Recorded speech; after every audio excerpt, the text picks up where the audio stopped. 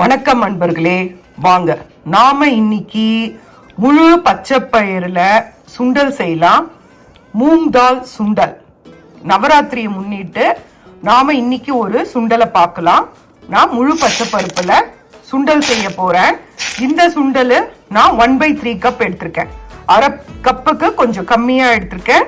இதை நீங்க ஊற வைக்கலாம் வேண்டாம், வெறுமனே அலம்பிட்டு 2 முறை அலம்பிட்டு இதை நீங்க குக்கர்ல ஒரு 2 விசில் வர வரைக்கும் வேக வச்சு எடுத்துக்கோங்க. வாங்க பார்க்கலாம். இப்ப பாருங்க, முழு பச்சை பயிறு சுண்டலை நான் நல்லா வேக வச்சு கொண்டு வந்துட்டேன். தண்ணியை நல்லா வடிகட்டி எடுத்துக்கோங்க. வாங்க பார்க்கலாம். இது பாருங்க, நல்லா வெந்துருச்சு பாருங்க. இந்த மாதிரி வேக வச்சு எடுத்துக்கோங்க. வாங்க பார்க்கலாம். முழு பச்சைப்பருப்பு சுண்டலுக்கு கறிவேப்பிலை நறுக்கி வச்சுக்கோங்க. இஞ்சி கொஞ்சம் கூடவே வச்சுக்கோங்க. ஒரு பச்சை மிளகாய் நறுக்கிக்கோங்க.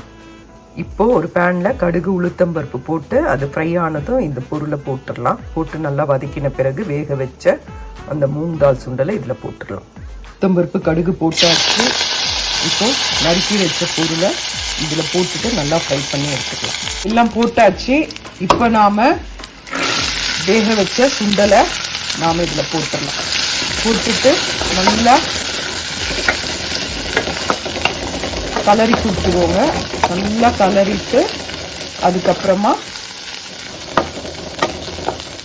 நீங்கள் தேங்காவை இதில் போட்டு ஒரு கலரி இறக்கிடுங்க. அவ்வளோதான், மூங் தால் சுண்டல் ரெடி. முழு பச்சை பருப்பு சுண்டல் ரெடி. இது ரொம்ப உடம்புக்கு ஹெல்த்திங்க. இதில் அதிக அளவு புரோட்டீன் இருக்கு. இது ரொம்ப ரொம்ப நல்லது. இதை நீங்கள் சுண்டல் நீங்கள் சாப்பாடுக்கு கூட அதை வச்சு சாப்பிடலாம். தயிர் சாதத்துக்கெல்லாம் ரொம்ப அருமையாக இருக்கும். இதை தொட்டு சாப்பிட்டீங்கன்னா நீங்கள் செஞ்சு பாருங்க. இது ரொம்ப ரொம்ப ஹெல்த்தியும் கூட, புரோட்டீன் அதிகமாக இருக்கு. இதை நீங்கள் சாப்பாடுக்குமே வச்சுக்கலாம். இது ரொம்ப ரொம்ப நல்லது, டேஸ்டாகவும் இருக்கும். செஞ்சு பாருங்க. இப்போ நான் இதில் தேங்காவை போட்டுடுறேன்.